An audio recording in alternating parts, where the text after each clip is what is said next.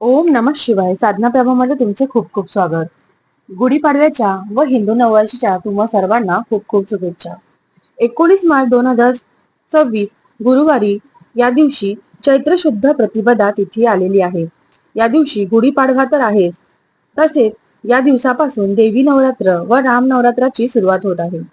खूप महत्वाचा दिवस आलेला आहे. या दिवशी महाराष्ट्रात सर्वत्र गुढी उभारली जाते. गुढीपाडवा साजरा केला जातो, गोडधोड केले जाते. तसेच या दिवशी कुलदेवीची सेवा देखील केली जाते. या दिवसापासून काही घरांमध्ये कुलदेवीचा घट स्थापन केला जातो, अखंड दिवा लावला जातो. अशा प्रकारे या 9 दिवसात आपल्याला देवीची साधना व सेवा करायची आहे. त्याचबरोबर या 9 दिवसात आपण रामाची देखील साधना करतो.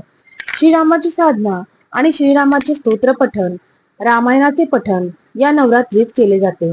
ही राम नवरात्र आपल्यासाठी खूप महत्वाची असते, कारण या नवरात्रीत देवी शक्ती व रामतत्व एकत्र आलेले असते व आपण देवीची आणि रामाची साधना केल्यामुळे आपल्याकडे ते आकृष्ट होते व त्याची शक्ती आपल्यापर्यंत पोहोचते.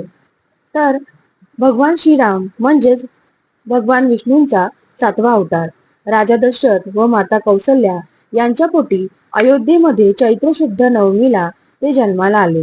त्यांनी धर्माची सत्ता स्थापन केली व अधर्माचा नाश केला. सामान्य जनांची व साधूंची रक्षा केली. त्यांनी महाबलाढ्य रावणाचा वध केला. हे श्रीराम प्रभू यांचा जन्मोत्सव अनेक घरांमध्ये, मंदिरांमध्ये रामनवमीच्या दिवशी साजरा केला जातो. या रामनवरात्रीत रामायणाचे पठण केले जाते, पारायण केले जाते. तर अशा प्रकारे आपल्याला देवी नवरात्र व राम नवरात्र साधना करायची आहे, सेवा करायची आहे.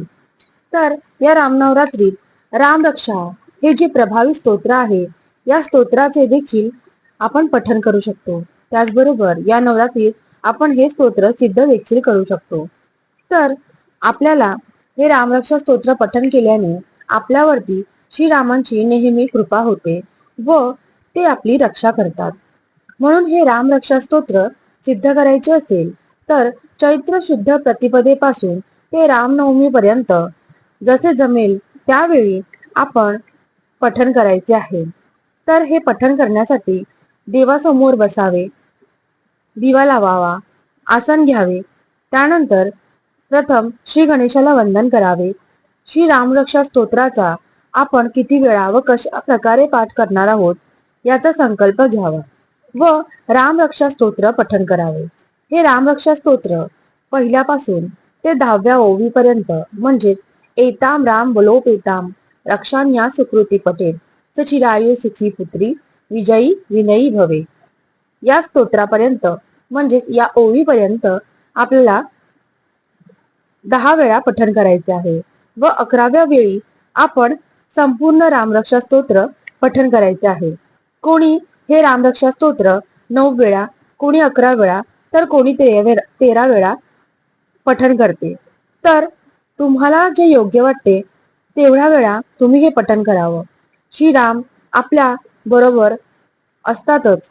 आपण कोणत्या भावाने, कोणत्या श्रद्धेने हे स्तोत्र पठण करतो त्याच्यावरच ही सिद्ध होणार आणि कशा प्रकारे सिद्ध होणार हे अवलंबून असते.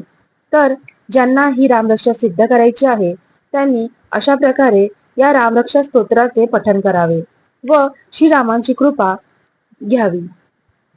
तर हे रामरक्षा स्तोत्र सिद्ध झाल्यानंतर आपल्याला खूप लाभ होतात.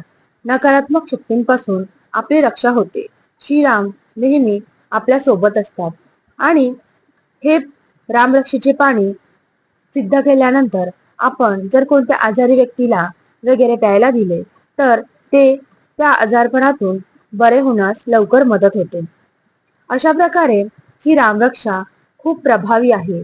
त्याचबरोबर लहान मुलांना देखील ही रामरक्षा बोलून दाखवल्यामुळे त्यांच्यावरती काही त्रास असेल तर तो जायला मदत होते. त्याचबरोबर लहान मुलांची रक्षा व्हावी यासाठी लहान मुलांना देखील हे रामरक्षा स्तोत्र शिकवावे व त्यांना हे स्तोत्र म्हणायला लावावे. तर हे रामरक्षा स्तोत्र बुधकौशिक ऋषीने लिहिले. स्वतः श्रीरामांनी बुधकौशिक ऋषींच्या स्वप्नात जाऊन हे रामरक्षा स्तोत्र सांगितले व बुधकौशिक ऋषींनी या स्तोत्राची रक्षा केली. सामान्य जनांसाठी प्रभू श्रीरामांनी ही खूप मोठी गोष्ट दिली आहे. तर